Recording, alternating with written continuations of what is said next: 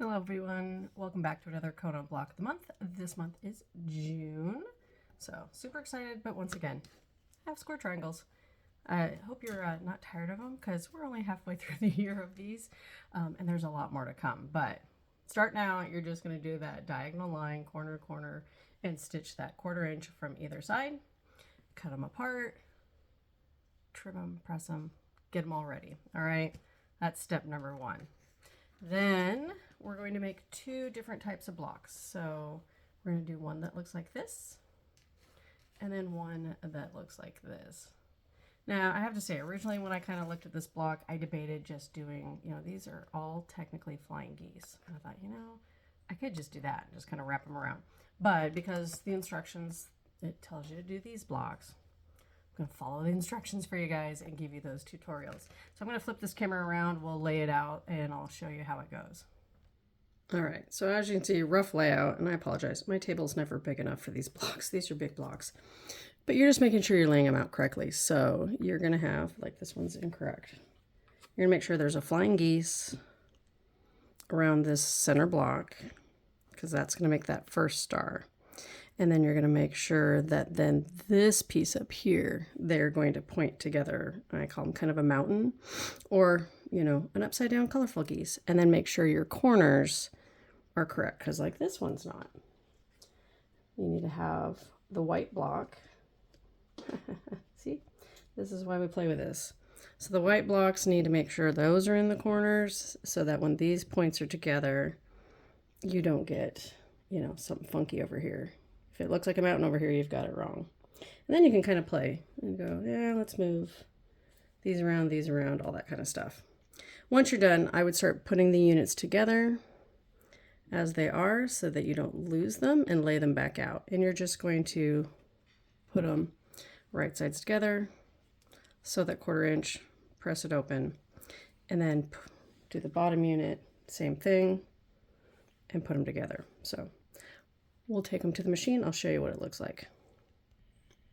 All right, so we went solid to a half square triangle, same, making sure points are going to come together. Put them together, match those seams. Remember, pressing is up to you. You can press open or to the dark side, because you don't want them showing through that white if you're doing the white. If you're doing black, it doesn't matter. You can press to the black.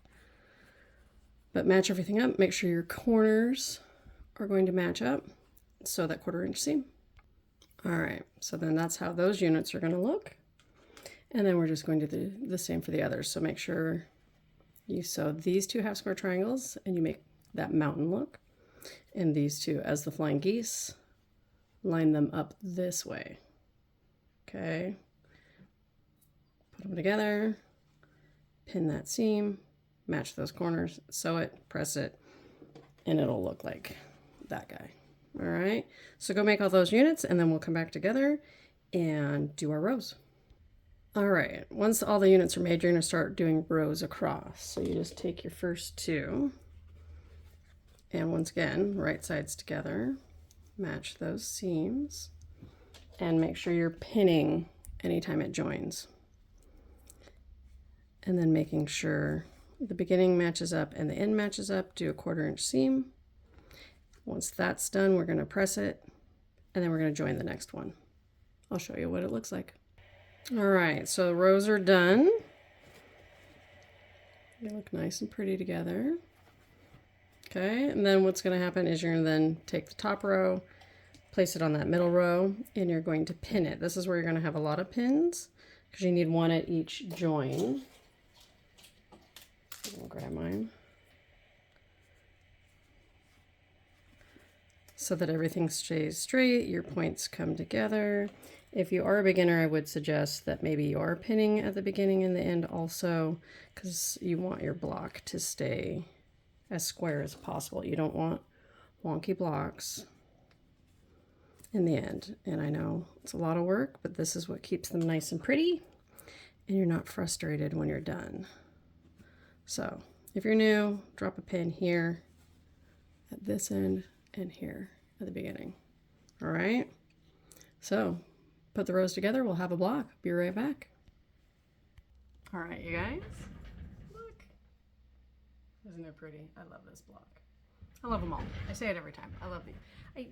There's some about them. Even though they're simple half square triangles, they just always look so stunning. So hopefully this worked out for you. If you're having any problems, please reach out to me.